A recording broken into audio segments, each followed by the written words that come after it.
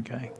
All right. Well, this is week 9, lesson 9 of 9. This is the last one. And the good news is you've been exposed to every major part of grammar for Greek. And so we're not even going to look at that tonight. We're going to look at other things, tools, books, websites, apps, that sort of thing. So let's start off with prayer. Father, we're thankful for the blessing we've had of looking at the Greek language and looking at your word and seeing the impact of just this brilliant concept you had of having the New Testament written in Greek, a language with so much precision and with a unique emphasis and such. We're thankful for the opportunity to look at those things and look at your word, and we ask your blessing also be on tonight as we will continue to read from John 1, and also as we look at the insights and continue to look at some of the ways that some of the verbs are used. And so we ask that your blessing will be on your word tonight. And I ask that you'd bless each one who's been a part of these studies, that you would continue your work in all of us. And I ask that you would, I ask that you would cause our hearts to burn for a better knowledge, a better understanding of your word, to better know you, to love you more, to walk in your ways, and become more like Jesus. So please bless each one that's either here or has been going through the videos over the internet. And we ask that they would continue, each one would want to continue studying Greek at some level. So we entrust this to you. Let your will be done, and we ask your blessing on tonight in Jesus' name. Amen. All right. So no more grammar.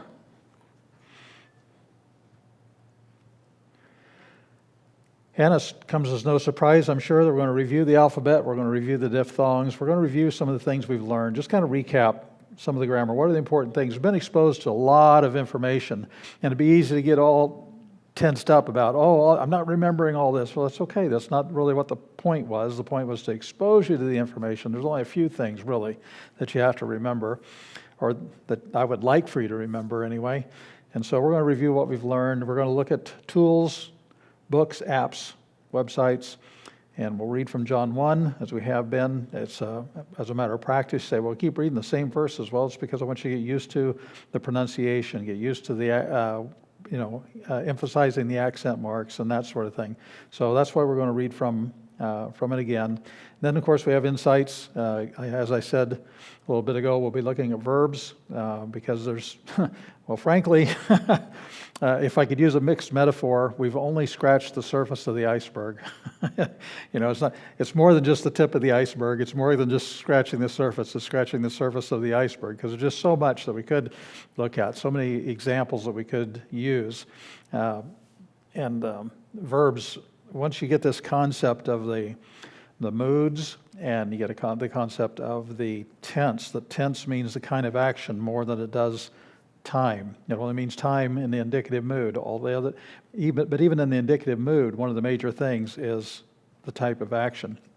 And you just have to ask yourself, why in this, if the aorist tense is the normal go-to tense for narrative, telling about something that happened in the past, why did they use the imperfect, which shows continual action in the past? And so those things should raise flags in our minds whenever we see these different tenses used, and keeping in mind that type of action is the main thing, because other moods besides indicative and also in other situations like with participles and infinitives, you don't have time. They're not a part of the indicative mood, and so the only thing that is left to tense, the only thing that is always there is type of action. So this is just an important thing, and we'll be looking at conditional statements and such later. And that's and I think it's cool. I think the insights are cool.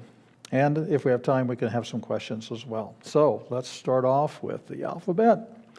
Grab my pen, and of course we can see alpha, beta, gamma, delta, epsilon, zeta, eta, theta, iota, kappa, lambda, mu, nu, xi, omicron, pi, rho, sigma, tau, upsilon, phi, chi, psi, omega. Very good. You guys got it down. That's great. And out of sequence, we still have alpha at the beginning, alpha, kappa, eta, gamma, iota, omicron, xi, delta, mu, lambda, tau, epsilon, pi, sigma, rho, omega, phi, nu, psi, upsilon, zeta, beta, theta, chi. Very good. You guys are doing well. All right. And when we see an alpha iota together, it sounds like I, as in aisle. And we see an epsilon iota together, it sounds like A, as in 8 or weight. Yep, either one works. Omicron iota sounds like oi, as in foil or oil. Upsilon iota sounds like we, as in sweet. Alpha upsilon sounds like ow, as in sauerkraut, 2 for 1. Epsilon upsilon sound like you, as in feud. And omicron upsilon sounds like oo, as in through. Very good. You guys have got it. And that's good. So, review of what we've learned. Of course, we've learned the alphabet. We just finished that one. And that's good. Diphthongs, we did those. The diaeresis, those are the 2 little dots that'll appear over a vowel that tell you that it's to be pronounced separately. There'll be 2 actually like over here. We have 2 right next to each other, and it means pronounce each one separately, although this doesn't qualify as a diphthong. That's not a normal diphthong, but that's what the diaeresis is. Accent marks, that's where you punch it. We don't try to do the vocal fluctuations that we think originally were there. And the pronunciation rules like the gammas and how to break up the syllables, we looked at all of that. We've looked at the basic infrastructure of the Greek language, and that is inflections. Inflections. You may get tired of hearing me say the word inflections, but that is what the Greek language, Greek words are all about. And the Greek inflections on each word tell us its function. In English, we really heavily rely upon word order, but when it comes to nouns, the article, adjectives, pronouns, all of these have case, inflections for case, gender, and number. And not only for case, it means it's going to tell us how it's used in a sentence. All right? No matter where it comes. It could be at the end, it could be in the middle, it could be at the beginning. Doesn't matter. You're going to look at case. And so the nominative is going to be the case. You're probably looking at the subject. And so the other thing we learned about the inflections for all of these is that inflections are used to tie related words together.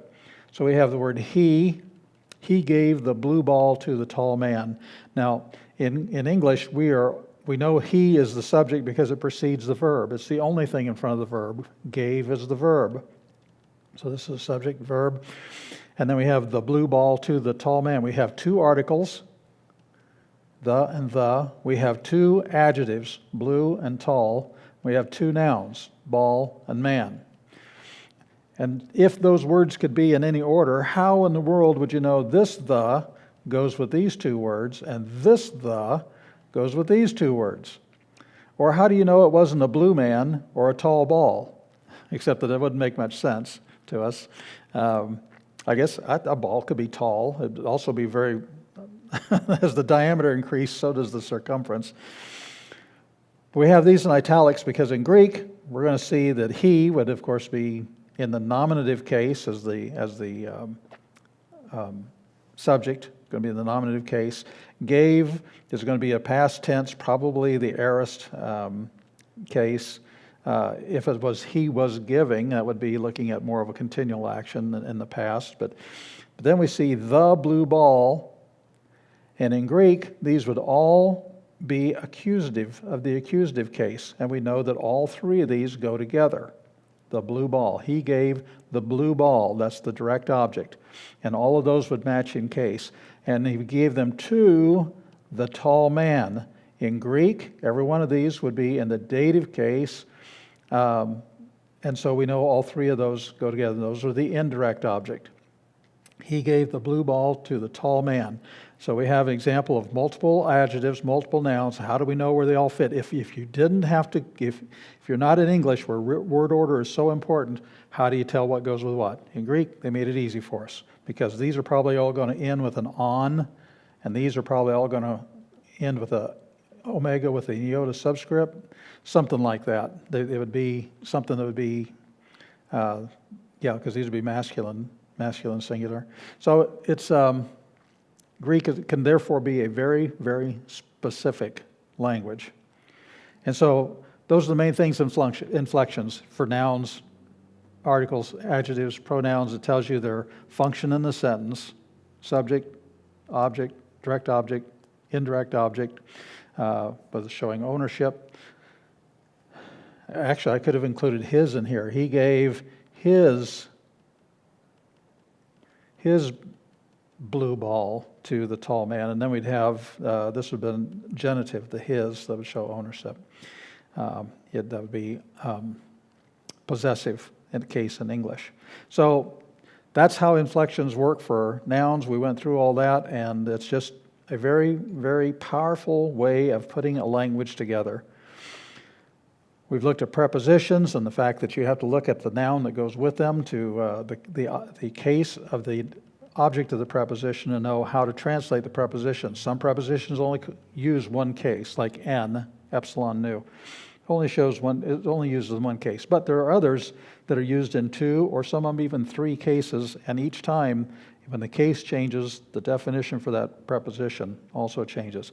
This isn't a lot to remember. All you have to remember is the inflections. That is highly inflected language. It tells you how the word's being used, how the noun's being used in the sentence by the inflection. Prepositions, that the noun affects the meaning of the preposition.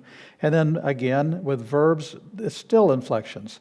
And in English, every way we use verbs to get different kinds of, like a past perfect or something like that, you have to add helping words to it in English to make that work, because the verb itself most of the time doesn't change at all.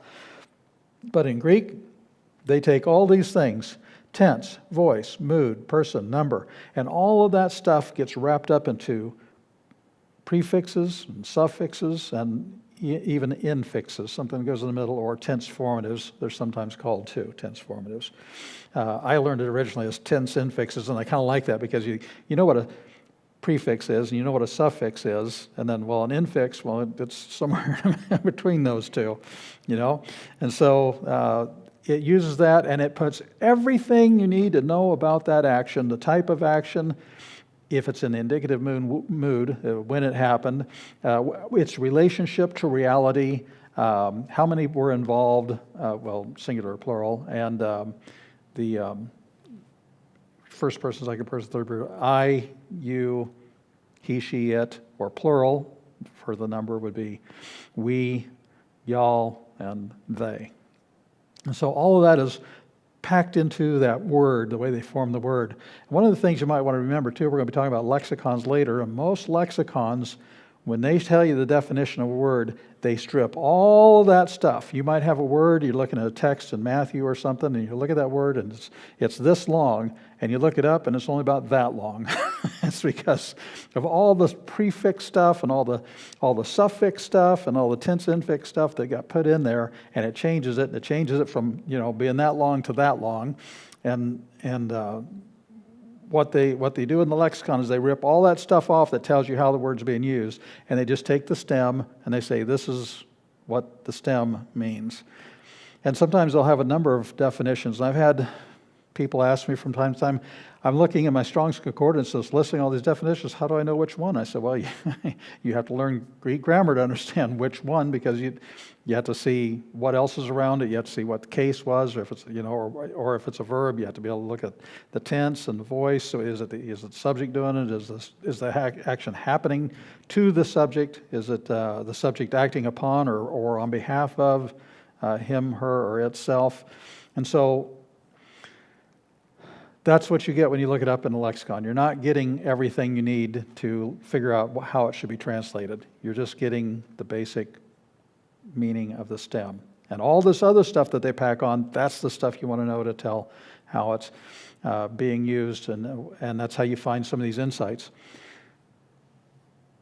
And so, going forward, and maybe I'll mention this later. If I mention it now, maybe I don't have to mention it later. So when you do look up something, you want to keep your notes, keep your class notes. I've defined most of the common grammatical terms. And so when you're reading something, a commentary, let's say, and it says, well, this is the accusative case, and you go, well, that sounds a little bit familiar. I think Bruce talked about it. I don't remember what that means. You can go back to your notes, look it up. It's in there for your use. Then you can say, okay, now I understand. And you can actually use these notes going forward to help you understand other things that are like I say, commentaries or such that talk about these things. You have the definitions. Now, if you want to pursue Greek, it would be a good idea to actually learn more of these things. That's beyond the scope of this class, but it just depends on how far you want to go with it. But you have the definitions. You have everything in your notes. You can hit the ground running with a lot of things. So we'll be looking at tools in a little bit. We've looked at participles, which are verbal adjectives, and we've looked at infinitives, which are verbal nouns. We've been doing reading from John 1, and we've looked at examples of a lot of these other things that we've been talking about, the inflections on nouns, and looking at tenses on verbs, and looking at types of action. And we've gone into great detail in one of the insights on John 1:1. And so we've looked at a lot of insights that are all grammatical. We've not really done a word study where we take a word and we dissect the word and we look at see what the parts mean and how it's used in various areas of the Bible and try to we haven't done any word studies. This hasn't been about words. This has been about the infrastructure. How does Greek work? And so all of the insights have been exactly that. We have looked at things that are unique to Greek, and many of these, not all of them, but many of these are very, very difficult. Its meaning, its precision, its nuance, its emphasis, that is very, very difficult to convey in English in a standard, well-written English translation. And we'll have some more of these tonight. So we've had these, so that's another thing we've done. We've looked at a lot of insights, examples of meaning in the Greek New Testament, not easily communicated in English translations. And you won't have these insights by looking them up in a lexicon either. This is all these insights have been based upon how Greek works. And I think it's exciting. I mean, what an amazing language. God really put it together. Like we talked about the first week. He had the Greeks take over the world, spread their language. Then he had the Romans take over the Greeks. The Romans built roads, and so when Jesus came, the gospel could go anywhere, and you could talk to anybody. You could share the gospel with anybody because you could all speak the one language. It's just the providence of God is amazing in this. So where do we go from here? That's really what we're looking at tonight. Where do we go from here? There's really too many resources. You know, back in the 1500s, Martin Luther, the reformer, he was talking about, I think it was in a letter to a school that taught pastors. He said, with all the resources we have today, there's absolutely no reason why you shouldn't be learning Greek and Hebrew. And I look back, I think, what kind of resources did they have 500 years ago? They don't have anything near what we have today. And he'd roll over in his grave if he knew what all kinds of resources we have now. There is just a plethora. Especially with the internet, you bring that into not just books, not just apps, but then websites too. We have so much out there, so many riches to learn and to grow in this. And so we want to continue learning. There's no way I can cover all the resources tonight. There's just too many. It's not necessary to spend thousands of dollars to build a Greek library of resources. And so we're going to recommend a few books and that'll help you with where you are. As I said, you have enough. If you've done the things, if you've learned the things we've talked about, not all the details of what all the cases are or anything, you don't have to know all that, but if you've learned everything that we've talked about, if you've learned the article, if you've learned all the forms of the article, if you've learned what all the cases mean, if you've learned the tenses and all that stuff, then that's really great. You really have a good position to hit the ground running, to continue learning about Greek. But we want to help you with where you are right now, and where can you go? I'm doing this course, I'm completing this course. Now, what can I do to continue to learn? There's a lot of things that aren't listed here tonight. That doesn't mean they're necessarily bad, but I'm going to just list some things that I think will be helpful for you. If you had questions about something in particular, you certainly ask me about it, and that'd be fine. So, yes, the goal is to point you to tools to help you to continue to understand God's Word better. First book. If you want to proceed in Greek, the first thing to do is take a first-year Greek course. And this Basics of Biblical Greek by Bill Mounts. It is a very popular grammar. As it says up here at the top, over 400,000 copies sold. Can you imagine that? All the people taking Greek, 400,000 copies of this grammar that were sold. It's a good beginner grammar. It's been widely used. It teaches grammar using the deductive methodology. That's how I learned it 40 years ago. It's in a deductive way. And I think it's good. I think that if you are wanting to, if you're called to teach or preach, then I really, really think that this would be the way to go. If you want to do a first-year Greek class, this is the best way to go. Do that deductive method. And if you want to use this grammar, I would heartily recommend that you get the workbook. It looks very similar. This says workbook. This one says grammar. This is kind of a paperback. This one's a hardback. The grammar is a hardback. And so you'd want to do that because he's got such good examples in there. It's really well done. Really, really well done. And the fourth edition, that's what this picture of. The fourth edition is the most recent one. He's updated some of the terms and some of the advances that have been made in understanding Koine Greek as we continue to understand studying not only scriptures but other documents from that time frame and getting an understanding how people use the language. And he's incorporated updated material in this book. So this is a good way to go, especially if you're going to teach and preach, or if you just want to learn and say, I'm not planning on teaching or preaching to anybody. I just want to know it. Well, this is still a good way to go.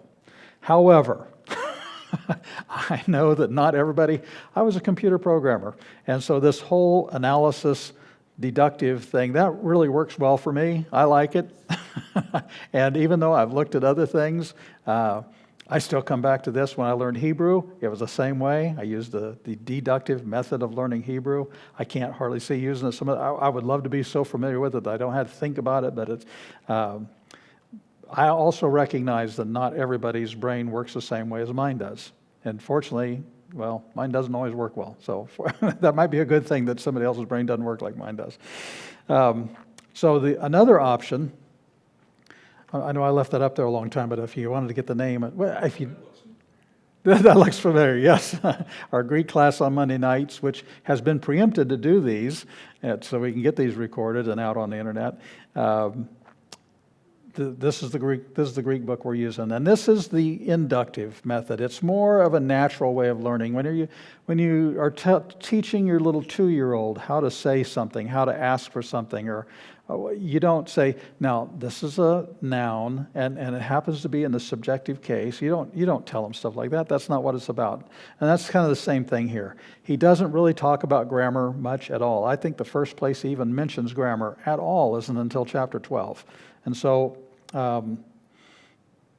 if you need a more natural way, and I know some people's minds just work better this way. If you want to learn Greek by reading Greek, then this book may be the one that you want to get. Either way, whether with the Mounts book or with the Dobson book, with this class under your belt, you have everything you need to hit the ground running with either of these. One other thing about this that may be a little bit of a criticism on the Dobson one is that he tends to lean more to a less literal translation, and sometimes that bothers me. And again, since I read with the deductive method, it's just difficult for me to work through. But you want to pick what's best for you. You want to pick the thing that you're going to understand and the thing that's going to encourage you. And this could very well be the thing that would encourage you to to continue in Greek is to see the progress of expanding and how much. I mean, even in our class that we've had, some of you guys are in that class, and you start off and you're just reading these little 3-4 word sentences or whatever, and then we get to reading whole paragraphs, and you can just see how much you've grown in that time frame. And so I'm not saying this is bad. I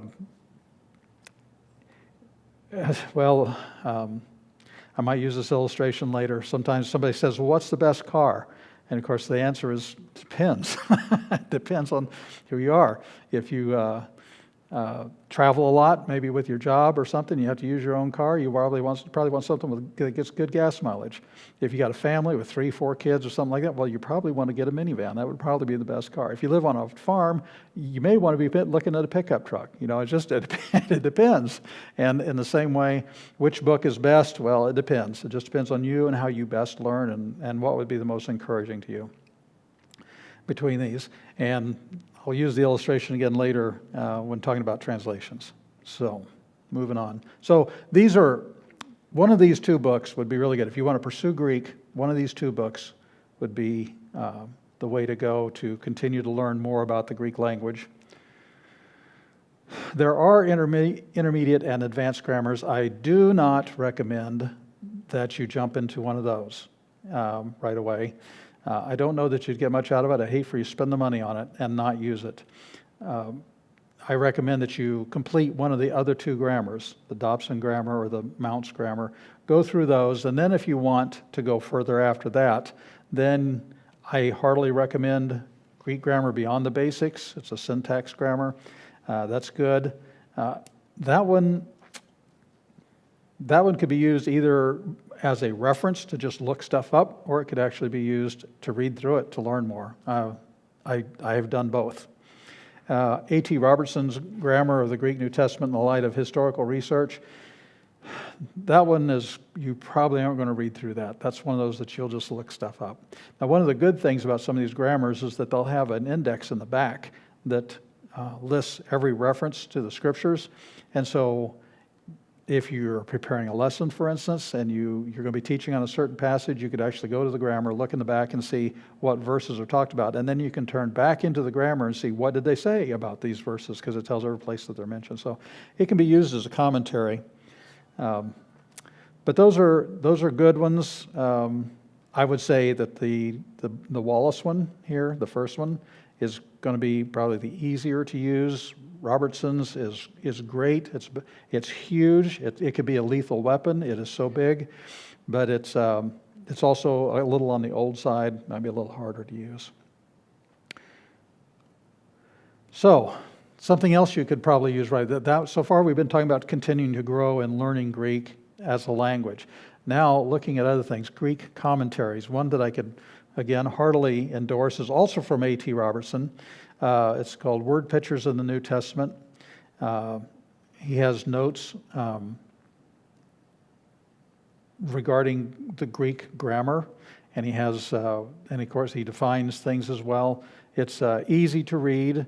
One of the things that you'll have to take note of, though, is that it's an old book. They didn't use Greek fonts, and so none of the Greek words are in Greek letters. Everything has been transliterated over into English letters, and so that's a little harder for me. It's easier for me to see a word and recognize it. Once it's been converted, I may have to think about it. I got to convert it back in my own mind so I can see it, because that's how I read. I see it and then I recognize it. So anyway, it's still good. 6 volumes, covers all the New Testament. And I also have seen this for apps like eSword. We haven't talked about apps yet. And MySword, they have it. So you can get one of these apps, eSword or MySword, and you can probably find this as a free download for it. And so you can get it that way. I like having both apps and books. If I have it on my phone, I'm one update away from losing everything. If I have a book, it's going to be with me, even if there's an electronic or electromagnetic pulse bomb that kills all the electronic stuff. I still have my books, so I like to have a balance of both. Yeah, but you have been exposed to enough of the grammatical information that you could actually take this book and use it. You may have to look up words from the notes and say, I know he talked about that, but I don't remember what. You might have to go back and look at the notes, but you can be able to use this, and he has good insights.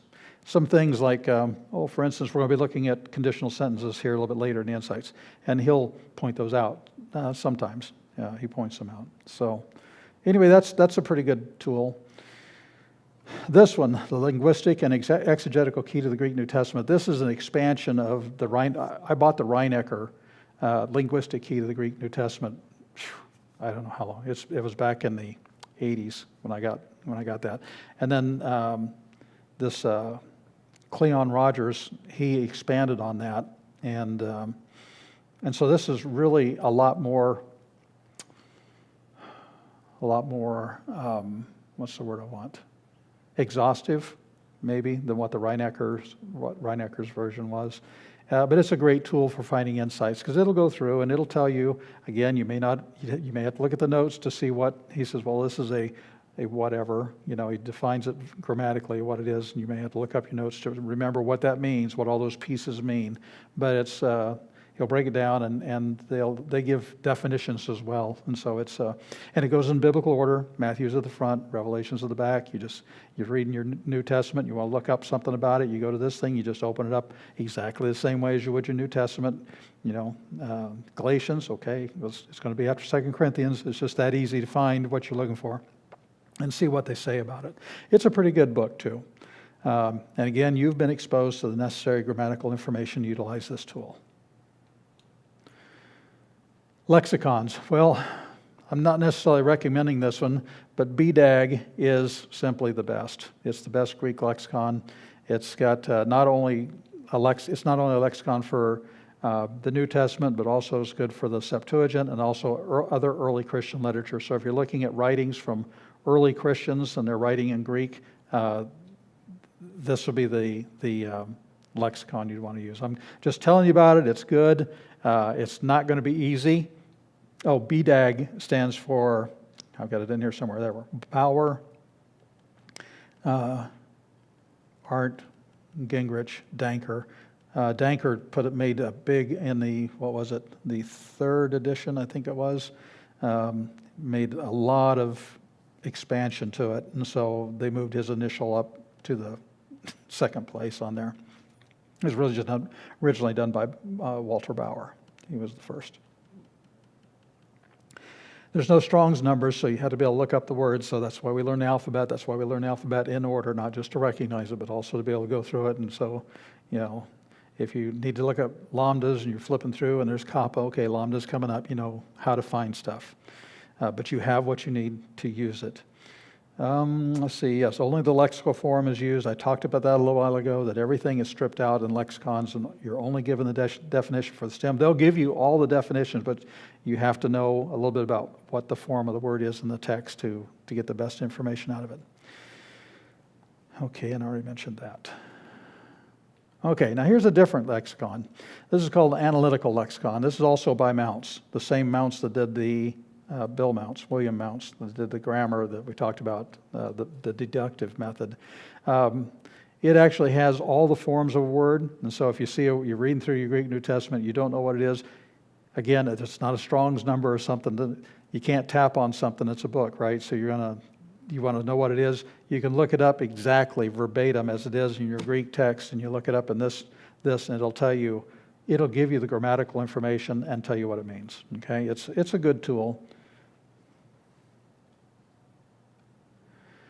Mounce, the same Bill Mounce, or William Mounce. He also has this expository dictionary. This is a good tool too. It's got a couple of sections to it. In the first section, he has words that are used in the Bible in English. And so you say, I want to look up the word love, or I want to look up the word peace, or whatever. You look up the word, and he'll tell you, here are all the Hebrew words used for that. Here's all the Greek words used for that. It's really very good. It's very good. And then there's a section in the back that he lists all of the Greek words that are used and all of the Hebrew words that are used and gives you a definition, and also things like how many times it's used. And if it's not too many times, he says, well, this word is used in the Greek New Testament 5 times. He probably has all of them listed there for you, all 5 times. So up to, I don't know, around 10. I don't know what his break off point was, but he lists, sometimes he lists all of them. So it's a good tool also. Oh, and Aramaic, it does, I didn't mention Aramaic, but it does have the Aramaic words too. I've got this one both on my phone and my laptop, and I have the book. Okay, now looking at Greek text. Well, I want to read the Greek New Testament. Well, at this point, with what you know, you're not ready for a Greek New Testament that's just Greek New Testament. I have a Bible, maybe some of you guys have seen it, it's called the Reader's Bible, and if you open it up, you know, the way we typically do, it starts with Matthew, goes through Revelation. If you flip it over, you open up this way, it's just like Hebrew. It goes the other direction. You're reading the opposite direction, so it's got the Hebrew Old Testament, and I like it because it's all in one book. But you're not there. You've been through an intro class, all right? And so while some people would probably say, oh, don't tell people to use interlinears, it's just a crutch. Well, if you need a crutch, it's a good thing. Anyway, a crutch isn't bad if you're crippled, you know? And you don't know a lot of Greek right now. And so I don't think there's a problem in using it. The bad thing, what they don't want you to do is get used to using the interlinear instead of continuing to learn to wean yourself off of it and grow beyond that. But this is an intro class. This isn't first year Greek. If this is first year Greek, I'd probably be some professor of a seminary out there shoot me after I got done because don't tell them to use, or they might just rough me up. They may not shoot me, but they might rough me up a little bit. Don't tell them to use interlinear. But this is an intro class. This is one of the interlinears I have. This also is by William Mounts. No, I'm not on his payroll. No, I don't get anything for it. He just has some good stuff, okay? He's got some good stuff I haven't even listed here because it's really even farther beyond the scope of this class. And he did work with his dad also, Robert Mounts. The one I have is this particular one. It's got both the New American Standard and the NIV. It's got two versions in the margins on each side. It's got an interlinear translation under the Greek text. It has a grammatical analysis underneath. It tells you, well, this is a noun, and this is a dative masculine singular. It tells you what you need to know right underneath it. It has a number key, and the number key is actually the same as that book. You know, well, it was just right before this, right? Yeah, this expository dictionary. The dictionary in the back where he lists every Greek word, every Hebrew word, every Aramaic word. He's got those are all numbered, and those are the same numbers that are used in this particular Greek New Testament. And it also has so it's got a number that tells you the number. You don't have to own the other book. This one has the lexicon for every Greek word in the back of the book. So you can just, word number 560, you just flip to the back, 560 tells you how many times it's used, tells you what the definition. If it's only used a few times, it'll tell you every place that it occurs, okay? So that's what this has. For an example, this is the inside over here in this column on the left. We see the NIV, and on the column over here on the right, that's the New American Standard Bible. And so you have two translations. They have a translation that runs under the Greek text. There's Greek text. Here's the translation. Here's the numbers I talked about. Oh, let's go somewhere where I haven't marked already. There. Here's the numbers where you can look it up in the back, get the definition. And then below that we have, here's a noun. It's genitive, masculine plural, or genitive, plural, masculine. Here is a verb, V. I don't know if you can see that well or not. It's got aorist, active, indicative, third person singular. So he's got the analysis there for you. Now let's go to the next one. I pre-drew some circles. I was having trouble with drawing circles, so I pre-drew some. Notice the prophet. There's no Greek words written up here. There's no Greek words up here. They're down here on the second line. Jeremiah, there's the prophet. He has, then was fulfilled what was spoken by the prophet Jeremiah. Well, but the Greek text says, then it was fulfilled, the thing spoken or he's, being spoken by Jeremiah the prophet is right there. So sometimes the text, so this is a criticism. When you look into the interlinear text, you don't always find the words, like here we have the prophet, you don't always find those in the right place. They're actually over here. Notice that they're in italics right here. They're in italics because he's already used them in his translation. I really like, I think it'd be easier to understand for people if they saw the translation of the word under the word. Because he's already got the NIV over here on this side, he's already got the New American Standard over here. We have translations. I feel like the translation in the middle should stay under the words. That's my opinion. But it's hard to criticize somebody like Bill Mounts, but he's very knowledgeable. Notice here's was heard. A voice was heard right here, but the was heard is right here. You can tell because, let's find another one because I've scribbled over that. Right here, Herod, but verse 19, but Herod, and we see that's 2476, number 2476. Well, the word Herod is actually right here, and here's the 2476. And so it's easy to tie it together. It's not like it's really hard. And then there's other things too, like I personally like a more wooden translation, and it said, Rachel's weeping for her children.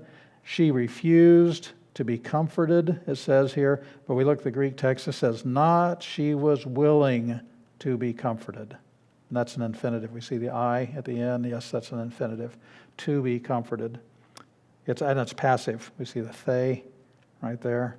And so, see, that's the deductive thing. You look at it and see what did they do to it, and you figure out what it is. But he also has it right here. Here he says it's an infinitive. The F stands for that. It's a aorist passive. So, but anyway, she refused to be comforted is what he has here in the text underneath. But actually, it's not she was willing to be comforted. So, it's got a lot of good things going for it. This grammatical analysis under each one of these words. Here's a participle, and it's all lined out for you. That part is great, And it's not hard to work around the other things like I've just shown you. You say, well, there's no Greek words above these words. Well, like the prophet here at the beginning. Well, they show up. You just have to go find them. And because the text is still in the same order as the Greek New Testament text. All right? But it's a good tool. And I already talked about that. Like I say, this is a verb, aorist active infinitive, third person singular. Here's a participle, present active, genitive, masculine singular, and so forth. And you can tell here's words that go together. Here's the and children. That's a neuter plural. And sure enough, we know these. Remember the inflections tell you which words go together.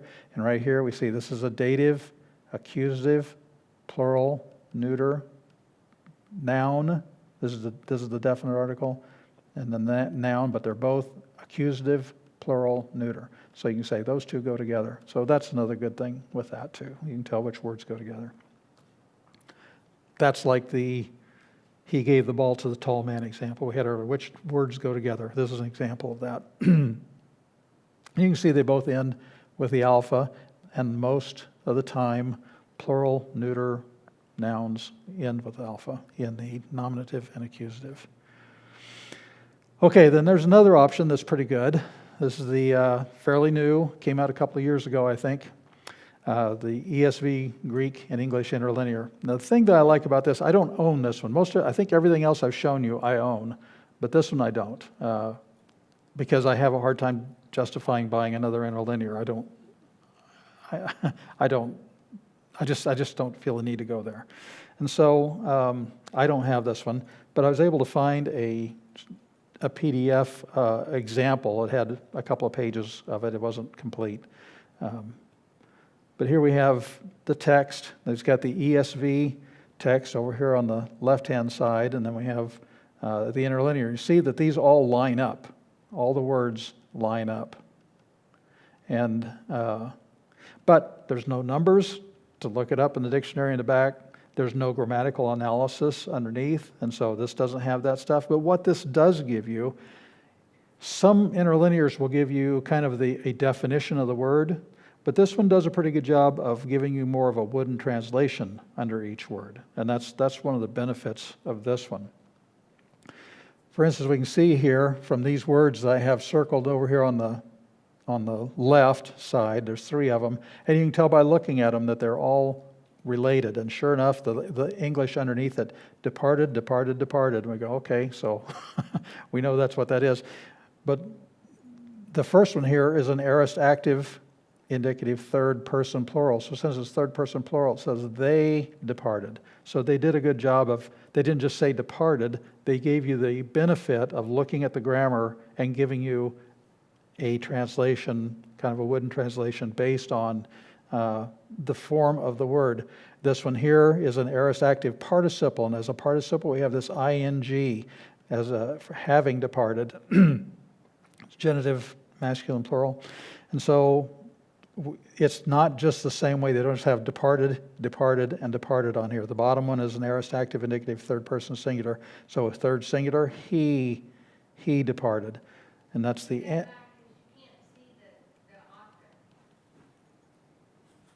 Oh yeah, I can go back. Oh, I don't know. It's by Crossway. I don't. There's not a name. It's basically, I don't know who would be the author. You'd have to list the translators of the English Standard Version, and you'd have to list the Greek text. I mean, I don't really know who did the interlinear underneath, because it's not exactly the same as the ESV either. So anyway, by Crossway, it's the ESV interlinear by Crossway. That's, if you're going to search for it, that's what I'd search for. Sure. This might not be in too many used ones because, like I said, it just came out recently, a couple of years ago. At the most, it was probably a couple of years ago that it came out. So anyway, it does a good job of giving you a rendering in English that pretty well matches. It doesn't tell you what it is. It doesn't tell you, like what I wrote out here to the side, this is aorist indicative third person plural. It doesn't tell you that, but the way they translate it underneath, you can tell that they brought that into consideration when they put the translation underneath it. So that's one of the high points of this particular one. And then some other examples. Here we have the I. It's an infinitive, and sure enough, they put to return, because to is what we usually do for an infinitive. And here again, he, they didn't put he in the translation. He appears, but they also noted that this is third person singular, and so they put he in there. Here's ain. Most infinitives end with ain or I, and we see ain, and sure enough, they put to search. They just put search, they put to search. Here's another one, ends with I, to destroy, and we have the to down here. So, and again, paralaban, the N ending over here is the third masculine singular, or it's the third singular, and sure enough, there's he right there, they had it. So anyway, that's just some of the strengths of this particular one. Now, moving on to apps. One of the best apps out there is probably the best is probably Logos, but it's also very expensive. If money's no object, you guys just got so much money you don't know what to do with it. Like Tony Stark in Iron Man, he says, "Is it expensive?" She said, "Yes." He says, "I have to have it." So if that's your world, it's not my world. I don't know anybody that's their world. But if money's no object, this is the best. You can spend a lot of money on it, but it is powerful. It is very, very powerful. They do have a limited free package, but you'd have to pay to get. That doesn't just come with Greek and Hebrew and stuff like that that I know of. Comes with some translations and some other books. So some of the product packages are expensive. I have a very old one. Mine, I have it. Mine actually dates back to when I was running Windows 3.1 back in 1995, and I still have it to this day.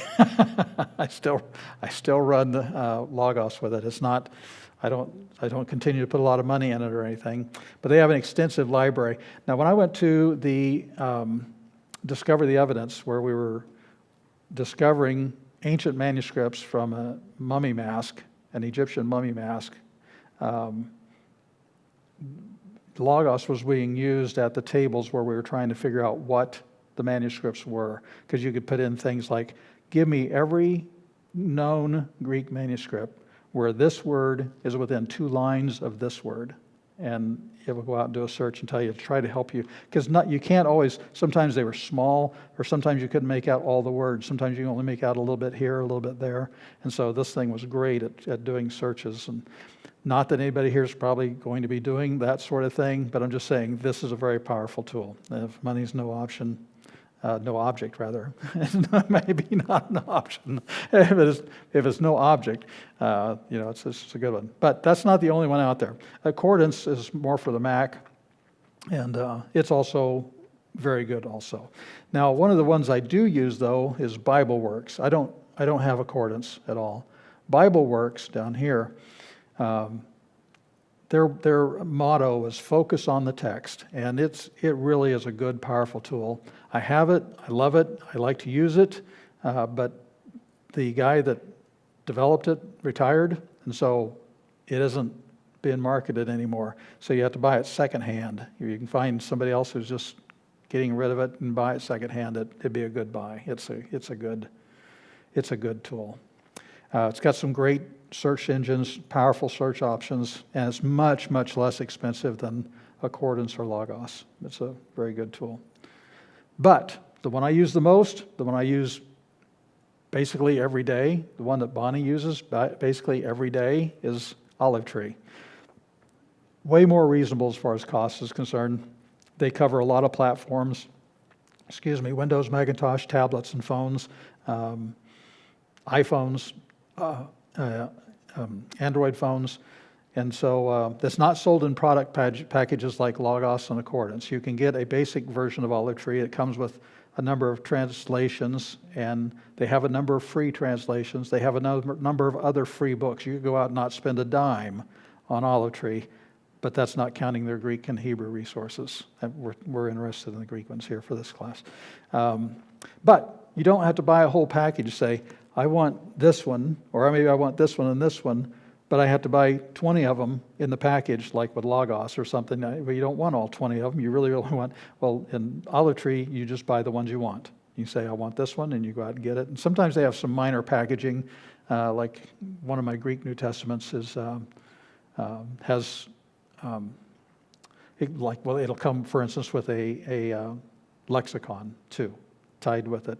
And sometimes they have textual notes that comes with it. And so you can buy it that way, or you can just buy the New Testament by itself. So it's, and then oftentimes they have a sale almost continually. Almost continually there's a sale, but it's not everything. They'll have a sale on commentaries. They'll have a sale on original biblical language tools.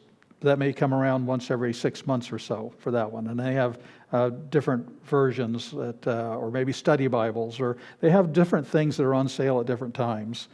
So sometimes you have to sit and wait. I was waiting for one particular book about Aramaic, and I waited for months and months and months before that thing ever came up on sale.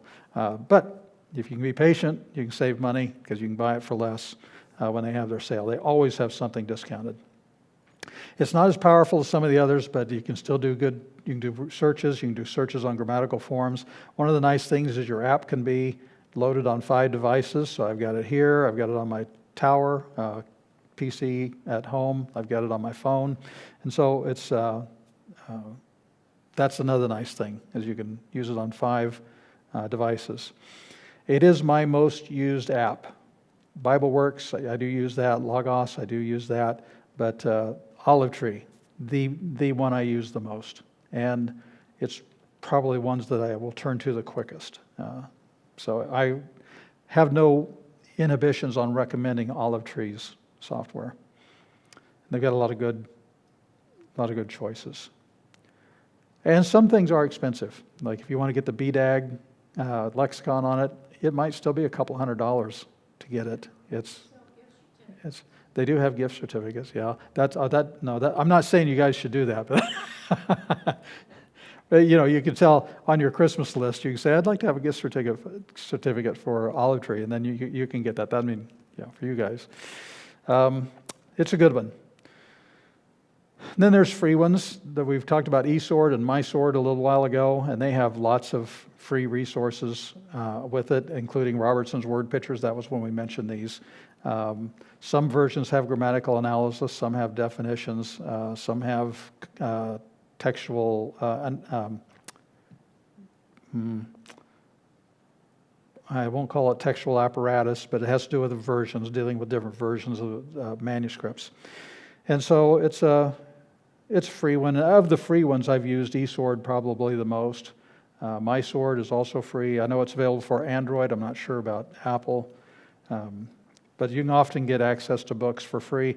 Like, for instance, there's a couple of dictionaries and such that, well, even Robertson's word pictures, I have it for free on MySword and eSword. But if I want it for Olive Tree, I have to pay for it. Well, I'm not going to pay for it because I already got it on. He says, if I want to look at that, I'll use the other app. It's just that easy. So, yeah, or I'll pull it off my shelf and look at the book because I've got the book too. But that's a couple of good ones. Another one, the Society of Biblical Literature, Greek New Testament, SBLGNT. This is free. It's nice because it's just the Greek text. There's no interlinear to it. If you want to just practice your reading, you can do that. If you tap on it, it'll tell you whether it's a noun and what its case, number, gender is. It'll tell you a definition, and it'll actually, if you pull the little thing up from the bottom, the tab up from the bottom, it'll give you a list of every place that word's used. So it's a lightweight tool. It's really, really fast if you want to check something quickly. It's not bad. Another one I don't hardly use very much because it's clunky is the Told Greek Bible. I'm just that's more out here just say there's a lot of different stuff, a lot of different kinds out there. It's got a clunky interface, but what's kind of cool with it is that it color codes like the article, the noun, the adjective. If you got all that in one, and even if there's a pronoun, and if they're all related, they'll all be in one color. So it's kind of a rainbow type thing where they got different colors showing you which words go together, even if they're separated by other words. So that one's kind of interesting. It does give you a gloss. So Blue Letter Bible, they do have an app. There's also a website, but that's another one. I know the Android's got one that's just called Koine, Interlinear New Testament. I think they have one called Koine Greek Reader. So there's just a lot of them out there. It's not necessary to spend a whole lot of money to get them. If you have questions, let me know. If you see one or you download one and you're wondering about it, you can check with me. I can tell you what I think about it or what I recommend. Websites. One that it's going to be a little bit above your head. It's a little stronger. It's expecting that you've already gone through at least 1 year of Greek. But the Daily Dose of Greek, if you can just hang with it, you'll learn stuff. Rob Plummer is a good teacher, and you'll get used to the way he does things. I enjoy him, and what he does is just every day you can sign up for an email. They send you an email every day. They go through one verse, and right now he's going through the book of John. He's gone through the book of Mark. He's gone through the book of Revelation. He's gone through the book of James. He's gone through Philemon. I don't remember what else, but he's gone through a number of books, and they're all verse by verse. You get one verse every day. It only takes about two and a half minutes to watch it, and his pronunciations are real good. I like the way he pronounces the words, and he'll go through and talk about just different grammatical things. So it might be a little deep for you because he's expecting anybody watching this to have had a year of Greek, but I still think you might be able to get some good out of it. Of course, there's Blue Letter Bible. Bill Mounts has a website, the same Mounts that I've mentioned, half a dozen times so far. Again, I'm not on his payroll. I don't get any commissions or anything off mentioning him. But he also has videos out on YouTube, and there's a link here. Anything from Bill Mounts out there is going to be pretty good. mastergreek.com. There's also a lot of junk out on the internet. Believe it or not, I know you're all sitting down, and so this is a good thing. You can't believe everything you read or see on the internet. But there's I know, it's a good thing you're sitting down. Really? I remember one time knowing somebody that said, why would somebody go through all the trouble of putting false information up on the internet?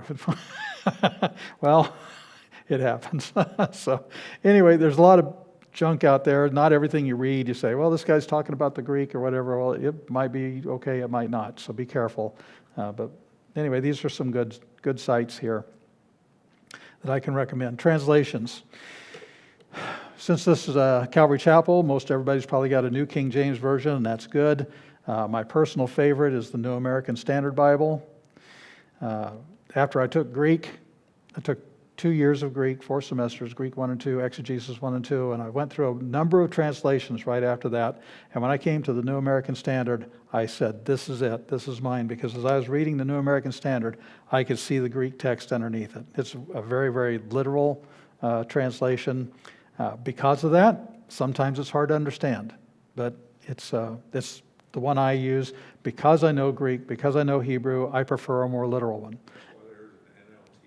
Yes, and that's right down here, right there. And oftentimes the strengths and the weaknesses are the same thing. Every translation has strengths, every translation has weaknesses, and oftentimes it's because of the exact same trait. For instance, you take the old King James Version, is that if you're reading it in like the New King James or New American or something, it says you. Well, is it a singular you or a plural you? Because they don't say y'all, and they never would say all y'all. So how do you know? If you're looking at the old King James, not always, but oftentimes if it says thou, it's you singular. If they say ye, it's y'all, or maybe all y'all. It's definitely plural. And so that's a strength. What's the weakness? The fact that it's archaic language, nobody talks that way anymore, that's a weakness, And so the very thing that gives it a strong point with the New American Standard is it can be, it's not like a wooden translation. They try to smooth it out, and oftentimes when they smooth it out, they'll put a footnote in the margin that says literally it's this. I don't know how many times I look at the margin, I go, why didn't you just say that? That makes perfect sense to me. Why didn't you just put the literal in there instead of, but they're trying to make it easier to read. It's not a wooden translation. So that's its strength. If you're going to do a word study, you can use the New American for a word study, because if it's there, it's probably going to be well represented by the Greek behind it, And so you can do a word study in the New American and feel good about that. But what's the downside of it? Well, it's not always easy to understand because it's so literal. There's some things that are harder to understand. So, like I say, oftentimes the strength and the weakness are both about the same thing. Now, there's a number of other good translations that can help you understand the Bible better. And we have the NIV listed. There's the ESV. I like the ESV pretty well. It's not going to dethrone the NASB. There's just a couple places where they've translated things. I go, why did they do it that way? That's going to lead people down the wrong trail. I had some reservations about it, but by and large, it's really a decent translation. And then we got the Holman Christian Standard Bible. The New Living Translation, as Mike mentioned, this is getting more to the paraphrase side of things. But it's like I said a little while ago, what's the best car? Well, that depends. For some people, I know of some people, the Bible they can understand, it's the New Living Translation. It drives me nuts. There's some things I like the way it says it, but if you're going to a word study, you got a problem. Because this is much more of a paraphrase, okay? Now, but is there anything wrong with it? No. Is somebody going to fall into heresy because they're using one of these others? No. These are all pretty reliable translations. A lot of these aren't my favorite necessarily because I like something pretty rigid, but that's me. I know not everybody is like that, and so all of these are good. And it's good, as I've said before, I think I've mentioned it a couple of times at least, that it's good to have a number of translations because translating is not a code. It is, languages don't line up. For instance, if this is a Greek word, this is the total meaning of a Greek word, and we need to put an English word in there for the translation, and maybe we have something like this. Well, the English word doesn't cover everything that's in the Greek word, and this one has stuff that this one's not carrying, and this one has a little bit of baggage out here on the sides that are not a part of this at all, see? And it's always like that. Well, whenever you look at a number of different translations and see how they translate it, and then look for what's common between those, because maybe one translation will come at it from this side, but another one will come at it from this side, and it's got a whole different set of baggage, but they have some overlap where they overlap the Greek word, and so it's not a code. And a number of English translations can help you to understand the Greek text behind it a little bit better. This wasn't an original idea with me. The King James translators in their notes to the readers, said the same thing. We think that it's good for everybody to have a number of English translations. Of course, the King James onlyist people will take issue with that.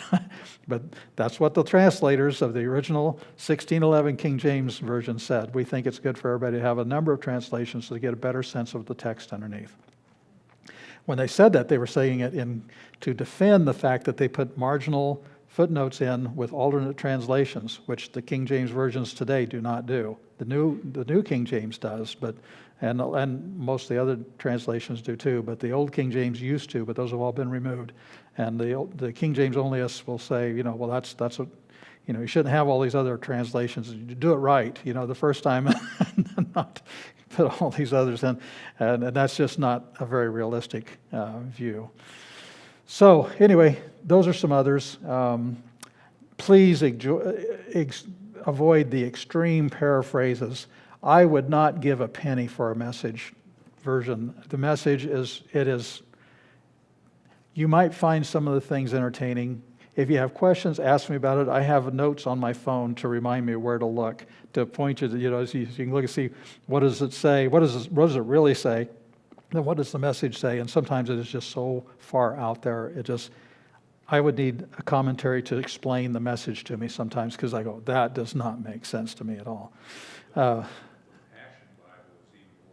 Yes, the Passion Bible. I didn't have that in my notes, but thank you, Mike. That's a good note too. Is the Passion Bible? I would say avoid that one. And there's another one called the Pure Word. Just don't go there. It is such a mess.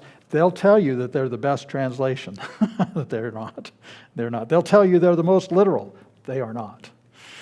So anyway, if it's going to obscure what God has said, we don't go there. But there are a number of good translations, and between the New King James, New American, NIV, ESV, if you had those, I think that's just a good start in your library, and cycle through. When I read through the Bible year after year, I generally try not to read the same version in a row very much. I try to mix it up and read different versions each time. And I don't know, I've been through a lot of translations. And I think I can say pretty well, these are okay. They're not some of these aren't my favorite. Last year I tried to go through the HCSB, and I got going through there, and some places where I know what the Greek says and I'm reading, and I go, or even the Old Testament, the Hebrew, I know what it says and I read it and I go, oh, wait a minute. So I'll go back and look at the Greek text, look at the Hebrew text, and I go, I can't stand this. What they're saying is okay. It's not like it's bad. It's not like it's going to lead to heresy or something like that, but it's just too far removed from a wooden translation for my taste. That's all. So I'm not saying any of these are bad. They're just, some of these are not going to be my favorite, but they might be somebody else's favorite, and that's okay. The best Bible is the one you can read and understand and obey. That's the Bible you should use. Whichever one that you can read, understand, and obey. But please avoid these guys. If you have some specific questions on translations, let me know. All right, let's go through and read. En, arche, ein, ha, logos, kai, ha, logos, ein, pros, ton, theon, kai, theos, ein, ha, logos. And I just noticed the time and we need to move on. So that's all we're going to read this time. But you can continue reading. I gave you the first, I don't know what it was, 18 verses or so. I have to go back and look in the notes. But continue to practice and it'll get easier to you. But we need to move on because I haven't even gotten to the insights yet and we're out of time. In English, the word if is commonly used to introduce a condition. If you do X, then Y. If you pay for this car, you will own it. That's just a simple statement of truth. Sometimes if is used to indicate something that is assumed to be true. If it rains while I'm out walking, I will get wet. If it does, I will. That's two parts of it. There's the protasis and the apodosis. If it rains, I'll get wet. If you are the owner of the home, you're responsible to keep it in good repair. So these are things that just follow each other. The first part of the if is protasis, second is the apodosis. In English, all we have to discern the condition is context. Is it a statement of fact? Is it a probability? Is it contrary to fact? We have to look at the context, or maybe how it's said. In Greek, the conditional statements are related to the mood. And remember the mood, we have the indicative mood, which is related to reality. We have the subjunctive mood, which is related to the realm of probability. We have the optative mood that's in the realm of possibility, more remote than the subjunctive. And then we have imperatives is the other mood, the fourth mood. But in Greek, they actually use the moods to indicate the type of condition. So we have first, second, third, fourth class conditions. The first class is presumed to be true or reality. Second class is contrary to fact. Third class is probable outcome. Fourth class is possible outcome. Some people, some grammarians, people write textbooks, see a fifth class, but it's actually a subset of the third class. So I'm not going to go there. So here's the way you can tell the difference. If a first class condition is going to start with A for if in the protasis, and then it's going to have a verb in the indicative mood. The second class is going to have A, which is the same as the first class, but it's going to have on in the apodosis. Third class, instead of saying A like the first two, it's going to have on, and it's going to use a subjunctive mood. Anytime you have, not anytime, but most of the time when you have a word that ends with on, it's going to be followed by the subjunctive. And then the fourth uses A and the optative, but there's really no example in the New Testament of a complete fourth class conditional statement, only partial ones. The optative mood was phasing out. So some examples. John 15:18. Here's A. So if, and we don't see on anywhere, so this is going to be a first class conditional statement. That means it's going to be in the realm of reality. If the world hates you, you know it has hated me before it hated before you. And so it's a true. If the world hates us, and I know there's people out there who hate Christians today, we can know and rest in the fact that we're not alone. They hated Jesus before us, okay? It's a statement of fact. We have A here again. We don't have on anywhere else in the sentence. If it is true that the dead are not raised, then it would also be true that Christ is not raised. That's the, if, and if. And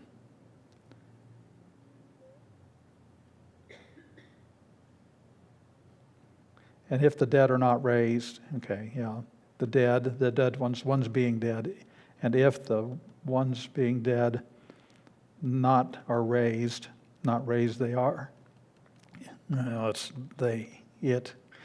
I don't want to go there. That's a rule. I don't want to get into that. We haven't got time for that right now.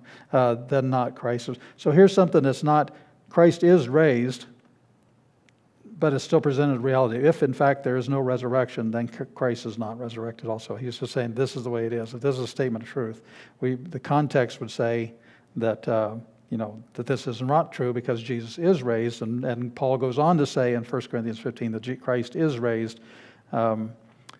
But the way that's worded here in grammar, we have to just say, okay, let's go with me for a little bit here. If there's no resurrection, then Christ isn't raised. That's a true statement. But there is a resurrection, and he is raised, okay? Matthew 12:28. If I cast out demons by the Spirit of God, then the kingdom of God has come upon you. Yes, it's a statement true. He is casting out demons by the Spirit of God, and the kingdom of God has come upon him. Galatians 5:18. But if you are led by the Spirit, you're not under the law. Yes, if you're walking in the Spirit, following the Holy Spirit, then you're not under the law. It's a statement of truth. Revelation 20:15. What's interesting here is that in the New King James, you can't even tell that it's an if statement. You can't tell it's a conditional statement. And anyone not found written in the book of life was cast into the lake of fire. The New American Standard, though, gives us a little bit more literal rendering on if anyone's name was not found written in the book of life, he was thrown into the lake of fire. Again, they're still dealing with reality. These are statements of fact. It's a conditional statement that's based on reality here. And you see that with the New American Standard. Now, to be fair, there's sometimes I appreciate the readings in the New King James better than the New American. I'm not trying to slam anything, but that's why it's good to read multiple translations. Then you pick up on these things. John 11:32. Lord, if you were here, this is Martha talking to Jesus before he raised Lazarus. If you were here, not, and here's the on. So this is, we have a and on. So this is a second class conditional statement. If you were here, my brother, not he would have died. He would not have died. So this is a second class. It's a contrary to fact. Contrary to fact. If you were here, but you weren't, he wouldn't have died. So he did. If you're here, you wouldn't have, but you weren't, and he did die. These are really, I find the second class conditions to be really, really interesting. Jesus talking to the woman at the well in John 4:10. If you knew the gift of God and who it was who says to you, give me a drink, you would have asked him and he would have given you living water. And the other side of this conditional statement, second class conditional statement is, but you don't know who you're talking to, you don't know the gift of God, start from that first. You don't know the gift of God, you don't know who's talking to you, you don't know who's asking you for a drink, so you haven't asked him and he hasn't given you the living water. So it's just contrary to fact. In Luke 7, Jesus is at the home of the Pharisee, Simon, and the woman comes in at Jesus' feet and is crying and wet his feet with her tears and wiping his feet with her hair. And the Pharisee says, if this man were a prophet, he would know what kind of woman this is, that she's a sinner.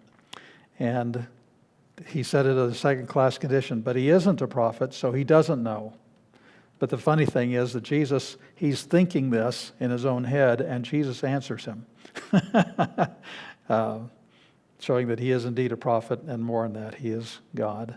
Only God knows the thoughts. Galatians 1:10, if I still please men, I would not be a bondservant of Christ. But that's contrary to fact. But I am not trying to please men, and I am a bondservant of Christ. Okay? If you were of the world would love its own, but you are not of the world, so the world hates you.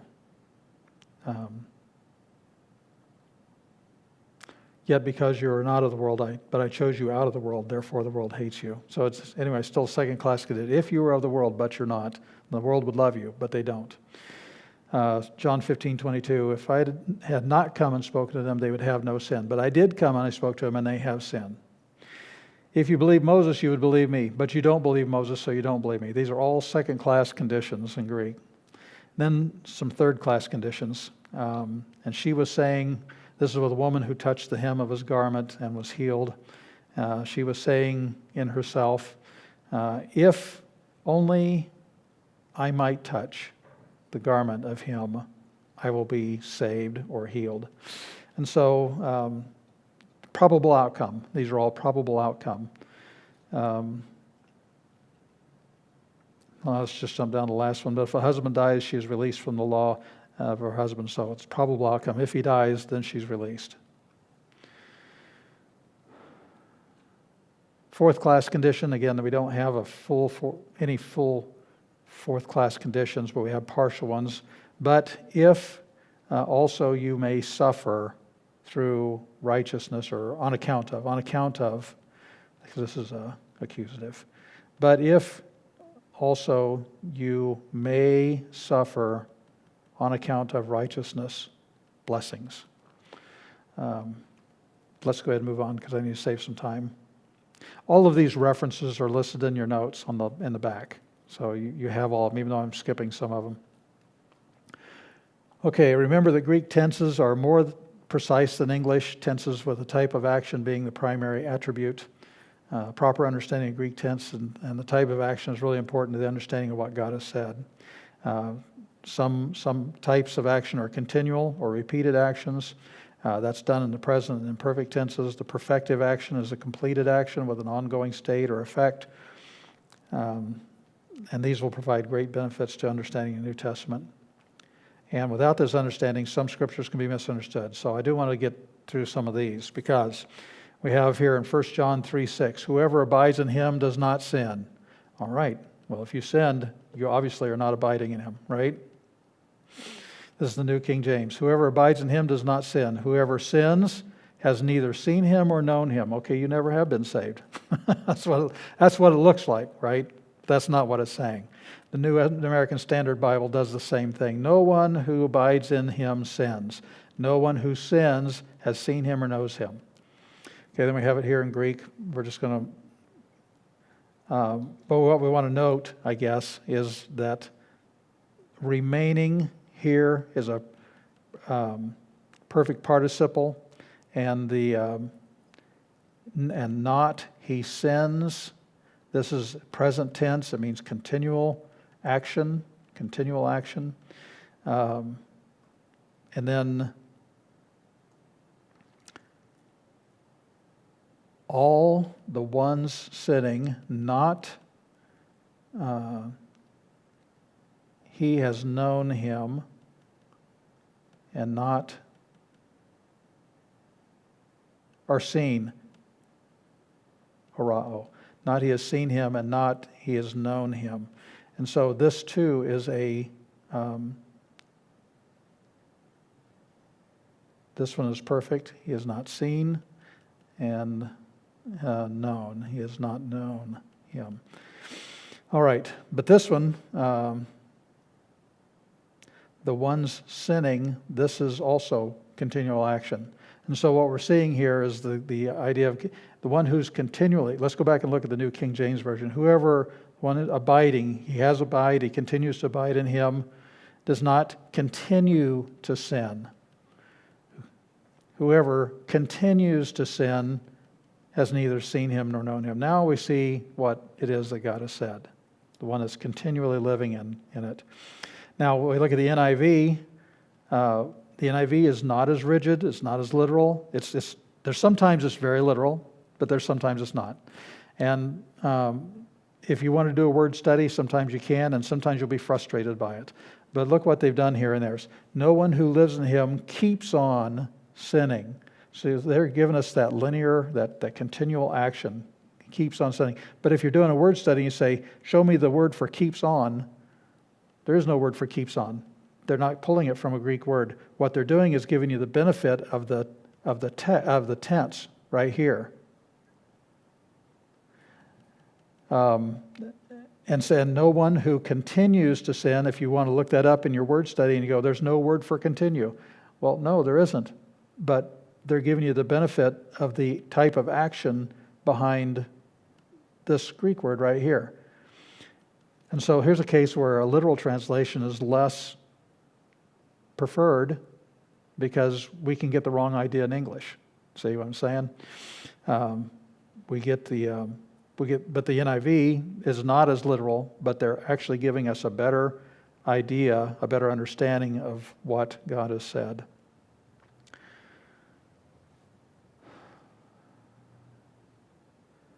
Let's just keep going.